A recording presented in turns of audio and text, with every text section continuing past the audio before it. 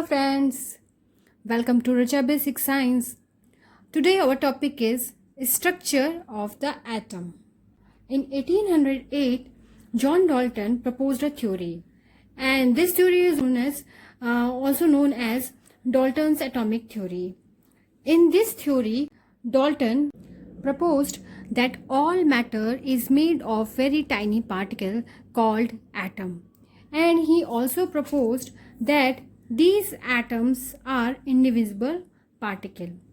Actually, the word atom is derived from the Greek word atomio, and the meaning of this atomio is uncut or indivisible. But this theory was not able to explain how the electricity is produced when we rubbed a glass rod on silk cloth.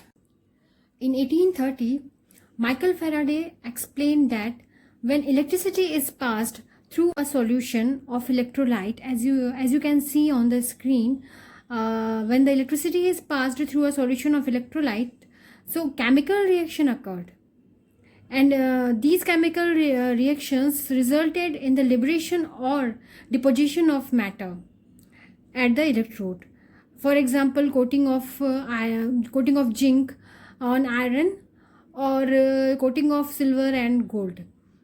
So these results suggested the particulate nature of matter.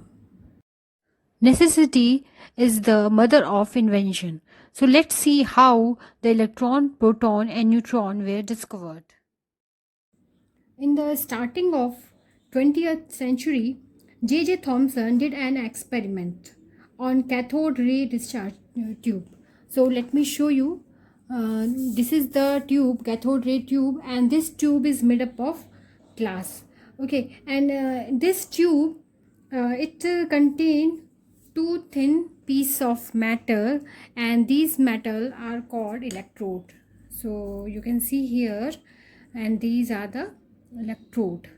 Okay, these are the electrode. So this is the tube, the glass tube, and these are the electrode, and these electrode are positive and negative charge. So this one is cathode, this is the negatively charged, and this is the anode, this is the positively charged.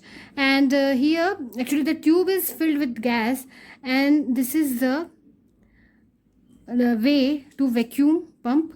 With the help of this pump, the pressure of gas can be regulated, and this is the high voltage. From here they can supply the high voltage. So in this experiment, what he did, when sufficient high voltage from here, so when sufficient high voltage is applied across the electrode, current start flowing through stream in a particle moving from the negative electrode to the positive electrode, means from cathode to the anode, and the pressure is controlled by this pump, because this is filled with gas, as I told you, and this the pressure of this gas is controlled by this pump. So electricity goes from here to here.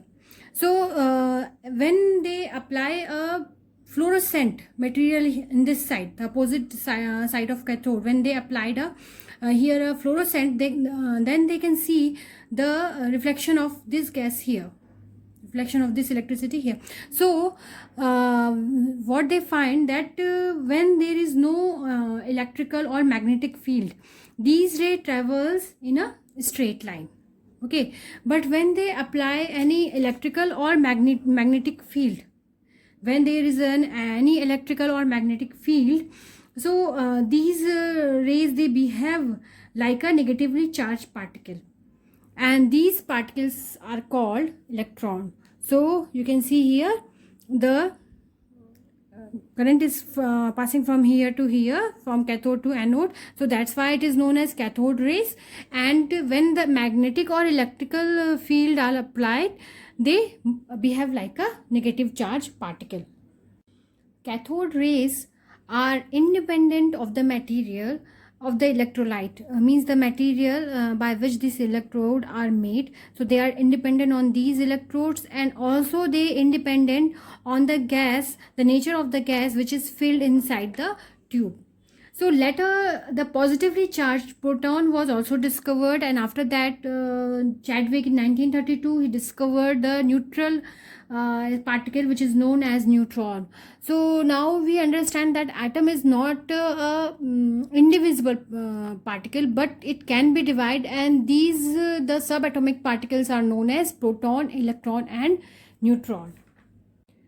Let's compare the electron, proton and neutron, the three subatomic particles. The symbol of electron is E, proton is P, and the neutron is represented as N. The charge on the electron is negative, and on proton it is positive, and neutron is neutral. Location wise, the electron it cloud around the nucleus, and proton and neutron they make the nucleus of the atom. So the electron, the mass of the electron, you can see here, as compared to proton and neutron, the mass of the electron is very less.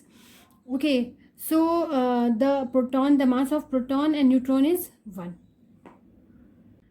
After the discovery of these subatomic particles, which are known as electron, proton and neutron, there were some atomic models were proposed, and these models were proposed to show the distribution of these charged particles.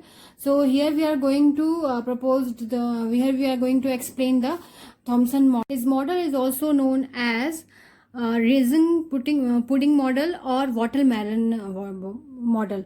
For example, you can see in watermelon the red portion are there and the seeds are embedded in that red portion, and in puddings you can see the raisins are embedded like this model. So that's why this model is also known as pudding model or watermelon model. So this model was able to explain the overall neutrality of the atom. It can proposed that the atom is neutral. Okay, but this model was not able to explain the different experiment which was done by the scientist at that time.